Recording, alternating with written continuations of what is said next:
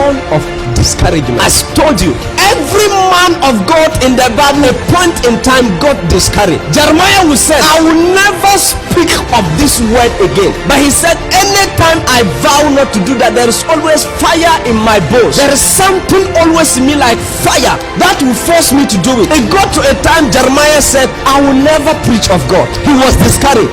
David was discouraged. Jeremiah was discouraged. Moses said, kill me, I want to rest, I need death. Moses was discouraged. The Bible said even Jesus a point in time got discouraged, and he said, if this cup can be taken away from me, let it happen, but yet not according to my will, but let your will be done. He was discouraged but ready to be sacrificed. But a point in time he was discouraged. If you are reading the Bible, read all the Bible. Elijah, a major prophet, after calling down fire and water, running away from a witch called Jezebel, said, kill me, I am tired. Among all the prophets, I am the only one who is still alive. God said, is that so? Then you are ready for replacement, and God replaced him. Listen to me, there's a point in time you will be discouraged. There's a point in time you will be discouraged in your vision, and it is a spirit.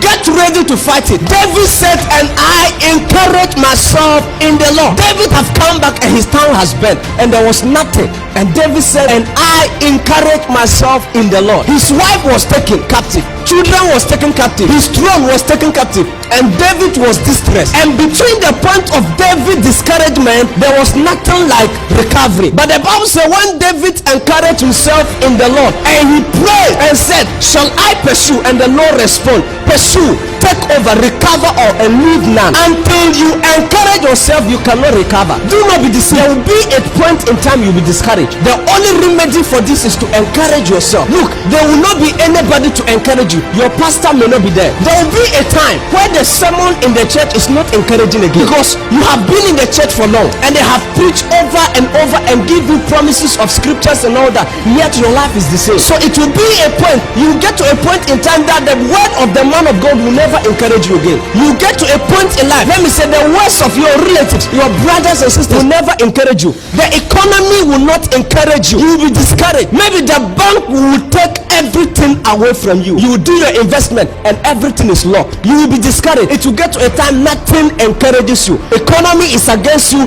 Even when the pastor is preaching, you are getting angry. The only remedy at that time is to encourage yourself. Nothing will be able, no word will give you a meaning again at that time. I want you to know that at the time of David, he was having wise men and advisors, but the Bible said at that time none of them was making meaning to him. He was distressed to a particular time. He said, let me encourage myself, and immediately he encouraged himself. The next thing that happened was he recovered. Before, the only thing that can make you recover on earth is to encourage yourself. In your walk with God, in this life, your vision will discourage you. What you are passing through will discourage you. One of the things that discourage people is you have a dream but there's no money to run that dream. You have business ideas, you are very intelligent but there's no money to do that. You are discouraged. When the pastor is telling you about financial breakthrough, it's not making sense. You have sown seeds and seeds over and over, yet there's no results. What are you telling me? You said that if I do this and do this and do this, I'll get established, my life will be fine. Look at me, I have done even past that, my life is still the same. The only thing you can do at that point is to encourage yourself. If you don't encourage yourself, there won't be anyone to help you. So in the church, if you continue giving you prophecies without telling you how to walk and how to face life, you'll be disappointed. It will get to a time when you hear a name of a prophet, you are angry. But listen to me, there's no prophet who said I am a major prophet who has never been discouraged before. Every prophet in the Bible resigned not less than 2 times. Most of them resigned more than 3 times. Moses will run, God will bring him back. Jonah, the Bible said Jonah ran and God had to transport him using a fish. He was discouraged. Listen to me, nothing is frustrating than giving prophecies and they are not coming to pass. You the one bearing it.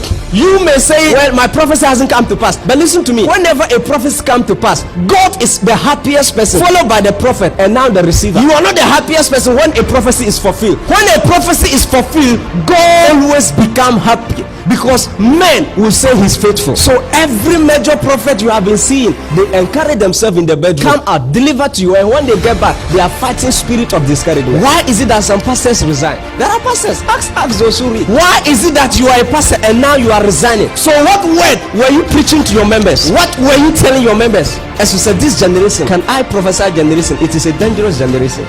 It's a dangerous generation. They don't teach you how to fight life. Every day, can I prophesy? Can I prophesy? It's very dangerous. Listen to me. Anytime you receive a prophecy, the next demon that will fight you is a spirit of discouragement. Because the prophecy and your life may not tally. The man of God will tell you that in the next 3 days you'll be a billionaire, and in the next 3 days you will fall into debt. So the target of the enemy is to discourage you and fight the prophecy so that you will not believe in the prophecy again. So if you are not ready to fight this spirit of discouragement, there's nothing in your life that will be fulfilled. There's nothing in your life that will be fulfilled. There's nothing in your life that will be fulfilled. Fight spirit of discouragement. Get ready to fight it. If you're not ready to fight it, then you get ready for distraction.